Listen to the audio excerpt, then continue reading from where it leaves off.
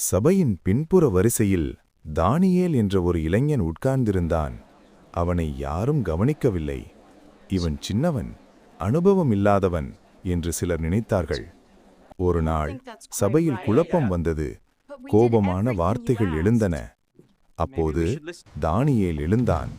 அவன் சத்தமாக பேசவில்லை, ஆனால் அவன் வார்த்தைகள் அமைதியை கொண்டு வந்தது. அவன் நடத்தை சுத்தமாக இருந்தது.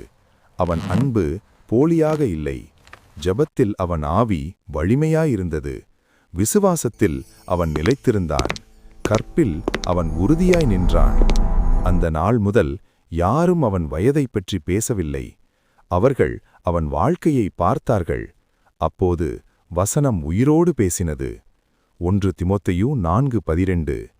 உன் இளமையை குறித்து ஒருவனும் உன்னை அசட்டை பண்ணாதபடிக்கு நீ வார்த்தையிலும் நடக்கையிலும் அன்பிலும் ஆவியிலும் விசுவாசத்திலும் கற்பிலும் விசுவாசிகளுக்கு மாதிரியாயிரு.